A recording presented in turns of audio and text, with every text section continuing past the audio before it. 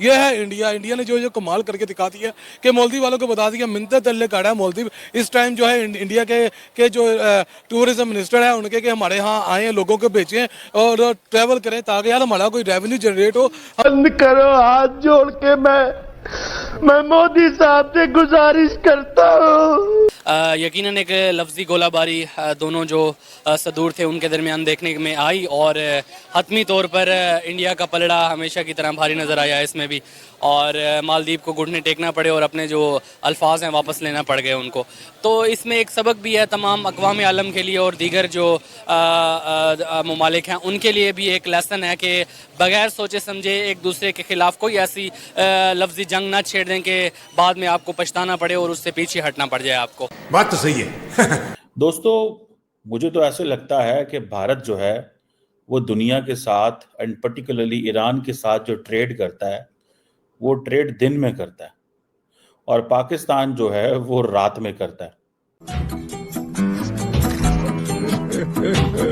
और पाकिस्तान जो है, आपको हैरानगी होगी कि पाकिस्तान के अंदर ईरान जो है वो $1 बिलियन की सालाना तेल की स्मगलिंग करता है, ईरान। और जारी बात है वो स्मगलिंग पाकिस्तान में होती है तो पाकिस्तानी वो स्मगलिंग बर्दाश्त करते हैं, लेते हैं। $1 बिलियन की, और ये मैं नहीं कह रहा, ये पाकिस्तान के अदारों की रिपोर्ट है। आज अगर वाशिंगटन डीसी से इजरायली ज्यूज को निकाल दिया जाए, भारतीयों को निकाल दिया जाए तो अमेरिका एक दिन में बैंकरप्ट हो जाएगा। तो उन्होंने कहा आप तो बहुत बड़ी स्टेटमेंट दे रहे हैं। मैंने कहा बिल्कुल दे रहे। गजब बेइज्जती है।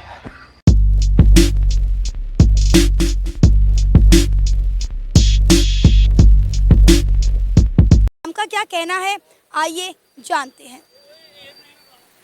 कामरान क्या कहेंगे, मालदीव जो है वो अपने घुटनों पे आ गया है, इंडिया से मिन्नतें तरले कर रहे हैं कि जी आप हमारे मुल्क में आए, टूरिज्म हमारा दोबारा से बहाल करें, क्योंकि आपको पता है कि मालदीव का सारा जो इकॉनमी है वो टूरिज्म के ऊपर टिका हुआ है। जब से मालदीव और इंडिया के दरमियान लक्षद्वीप को लेकर मसले मसाइल हुए हैं तब से इंडिया ने एक बहुत बड़ी तादाद में मालदीव का बायकॉट कर दिया। लेकिन अब मालदीव के जो टूरिज्म के मिनिस्टर हैं वो मिन्नतें कर रहे हैं, रिक्वेस्ट कर रहे हैं इंडिया की कि आप एक बार फिर से हमारे मुल्क में आएँ और टूरिज्म को बहाल करें हमारी।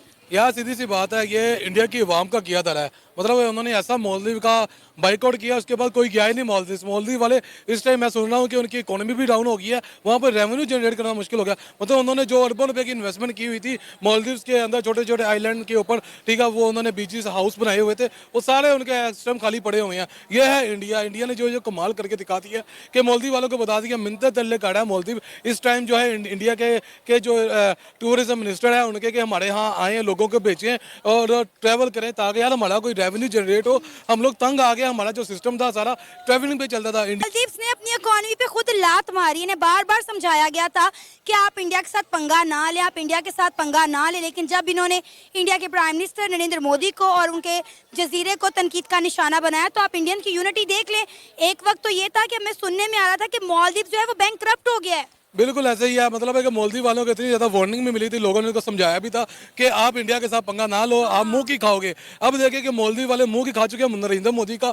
जिसने भी मजाक उड़ाया ना इंडिया के खिलाफ, जिसने बात की है उसको मुंह की खानी पड़ी है। अभी मालदीव वालों को वो कहते हैं ना पनाह मांगनी पड़ी है इंडिया से। इंडिया से लास्ट टाइम आपको याद होगा इन्होंने पैसे मांगे थे, इन्होंने फूड मांगा था, खाना पीना मांगा था। फूड क्राइसिस शुरू हो गए थे उनके अंदर, उन्होंने इंडिया से रिक्वेस्ट की और इंडिया ने भी बड़े दिल का मुजाहिरा करते हुए मेरा ख्याल है 12 घंटों के अंदर वहां से जो है शिप भिजवाया जिसके अंदर खाने पीने की अशिया मौजूद थी। बिल्कुल ऐसे ही है। जाहिर सी बात है कि जब यानी कि इंडिया ने इतने बड़े दिल का मुजाहरा किया कि उन्होंने मालदीव के मजाक उड़ाने के बावजूद, तनकीद करने के बावजूद लक्षद्वीप के ऊपर उन्होंने फिर भी मालदीव का साथ दिया। उनको उन्होंने खाना फूड प्रोवाइड किया, 12 घंटों के अंदर उन्होंने खुद फूड पहुंचाया था। ये है इंडिया। मतलब इंडिया जब सपोर्ट करने पे आता है पूरी तरह सपोर्ट कर। मालदीव वालों को ये चीज़ तो समझ आ गई है कि इंडिया के बगैर उसका मालदीव नहीं चल सकता। मालदीव का जो बेड़ा गर्क हुआ वो इंडिया के बाइक आउट करने से ही।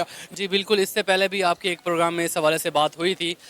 यकीनन एक लफ्ज़ी गोलाबारी दोनों जो सदूर थे उनके दरमियान देखने में आई और हतमी तौर पर इंडिया का पलड़ा हमेशा की तरह भारी नज़र आया इसमें भी, और मालदीव को घुटने टेकना पड़े और अपने जो अल्फाज हैं वापस लेना पड़ गए उनको।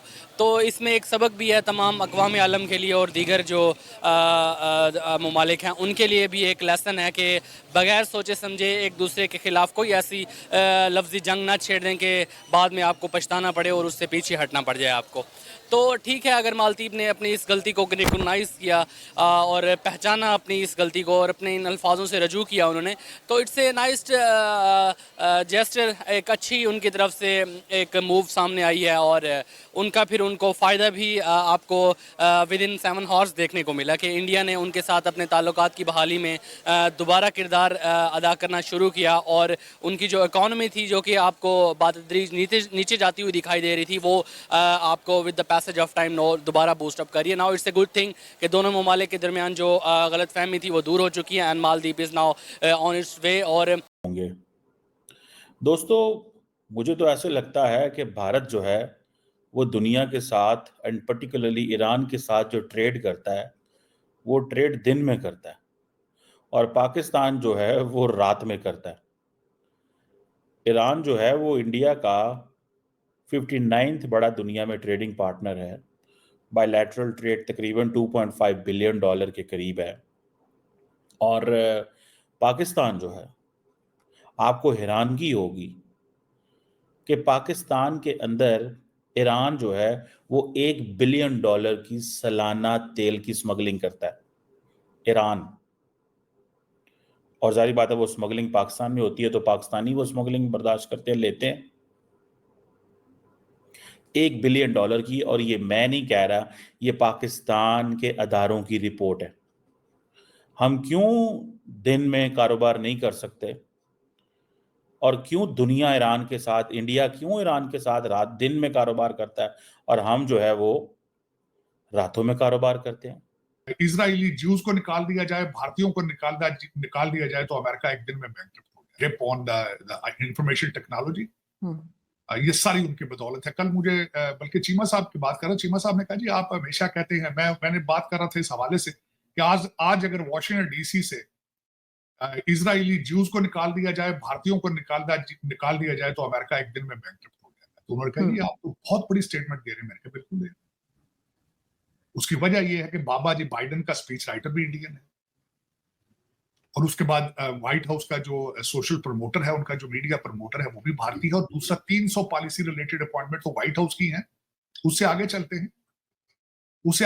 हैं तो जब देखते हैं कि हर बड़ी ऑर्गेनाइजेशन का सीईओ जो है, चाहे गूगल हो, माइक्रोसॉफ्ट हो, फेडेक्स हो, कुछ भी हो, वर्ल्ड बैंक जो है, जो इस वक्त ऑपरेट कर रहा है, वर्ल्ड का पूरा बैंक है, उसको वो अपना अजय भंगा चला रहा है। उन्होंने कहा जी आपने बहुत बड़ी स्टेटमेंट दे दी। मैंने कहा आपसे मैं क्वेश्चन करना चाहूंगा इसके जवाब में, इस वक्त दुनिया का हर आईटी स्टार्टअप कहां से शुरू हो रहा है? इजराइल से शुरू।